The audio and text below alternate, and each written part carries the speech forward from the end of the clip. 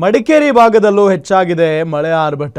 ನಿರಂತರವಾಗಿ ಸುರಿತಾ ಇರೋ ಮಳೆಗೆ ಜನಜೀವನ ಅಸ್ತವ್ಯಸ್ತವಾಗಿದೆ.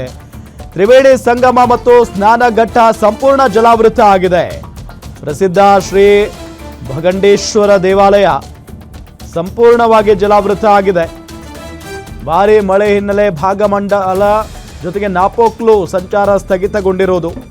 ತ್ರಿವೇಣಿ ಸಂಗಮದಲ್ಲಿ ಹೆಚ್ಚಾಗುತ್ತಲೇ ಇದೆ ಪ್ರವಾಹದ ತೀವ್ರತೆ. ನೋಡಿ, ಭಾರಿ ಮಳೆ ಆಗ್ತಾ ಇದೆ. ತ್ರಿವೇಣಿ ಸಂಗಮದಲ್ಲಿ ಪ್ರವಾಹದ ತೀವ್ರತೆ ಇದೆ. ಈಗ ಮಡಿಕೇರಿ ಭಾಗದಲ್ಲೂ ಮಳೆಯ ಆರ್ಭಟ ಜೋರಾಗಿದೆ. ನಿರಂತರವಾಗಿ ಸುರಿತಾ ಇರೋ ಮಳೆಗೆ ಜನಜೀವನ ಅಸ್ತವ್ಯಸ್ತ ಆಗಿರೋದು. ತ್ರಿವೇಣಿ ಸಂಗಮ ಮತ್ತು ಸ್ನಾನಘಟ್ಟ ಸಂಪೂರ್ಣವಾಗಿ ಜಲಾವೃತ ಆಗಿದೆ.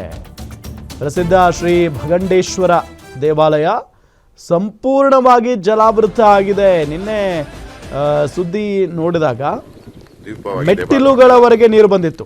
ಭಗಂಡೇಶ್ವರ ದೇವಾಲಯದ ಮೆಟ್ಟಿಲುಗಳವರೆಗೆ. ಈಗ ನೋಡಿದ್ರೆ ಸಂಪೂರ್ಣವಾಗಿ ಜಲಾವೃತ ಆಗೋಗ್ಬಿಟ್ಟಿದೆ. ಮಳೆಯ ಆರ್ಭಟಕ್ಕೆ ಮೊದಲ ಬಾರಿಗೆ ಇಷ್ಟು ನೀರು ಬಂದಿದೆ ಈ ವರ್ಷ.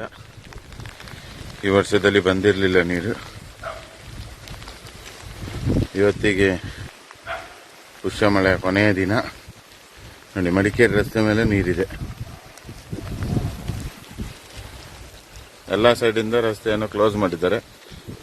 ಎಲ್ಲಿ ಓಡಾಡ್ಲಿಕ್ಕೂ ಫ್ಲೈಓವರ್ನ ಬಳಕೆ.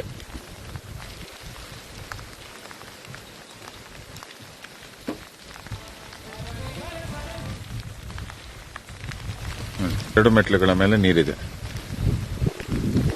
ಭಾಗಮಂಡಲ ತ್ರಿವೇಣಿ ಸಂಗಮ ಸಂಪೂರ್ಣ ಜಲಾವೃತ. ಇದು ಭಾಗಮಂಡಲ ಮಡಿಕೇರಿ ರಸ್ತೆಯಲ್ಲಿ ನೀರು ಬರಲಿಕ್ಕಾಗಿದೆ. ನೋಡಿ, ಇದು ಭಾಗಮಂಡಲ ಮಡಿಕೇರಿ ರಸ್ತೆಗೆ ನೀರು ಬರಲಿಕ್ಕಾಗಿದೆ. ನಾಪೋಕ್ಲು ರಸ್ತೆಯಲ್ಲಿ ಗಾಡಿ ದಾಟ್ತಾ ಇಲ್ಲ. ಕೆಲವೇ ನಿಮಿಷಗಳಲ್ಲಿ ಎಲ್ಲಿದ್ದು ವಿಡಿಯೋ ಬರ್ತದೆ.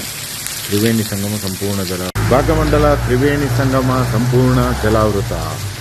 ಇದು ಭಾಗಮಂಡಲ ಮಡಿಕೇರಿ ರಸ್ತೆಯಲ್ಲಿ ನೀರು ಬರಲಿಕ್ಕಾಗಿದೆ. ನೋಡಿ, ಇದು ಭಾಗಮಂಡಲ ಮಡಿಕೇರಿ ರಸ್ತೆಗೆ ನೀರು ಬರಲಿಕ್ಕಾಗಿದೆ. ನಾಪೋಕ್ಲು ರಸ್ತೆಯಲ್ಲಿ ಗಾಡಿ ದಾಟ್ತಾ ಇಲ್ಲ. ಕೆಲವೇ ನಿಮಿಷಗಳಲ್ಲಿ ಎಲ್ಲಿದ್ದು ವಿಡಿಯೋ ಬರ್ತದೆ. ತ್ರಿವೇಣಿ ಸಂಗಮ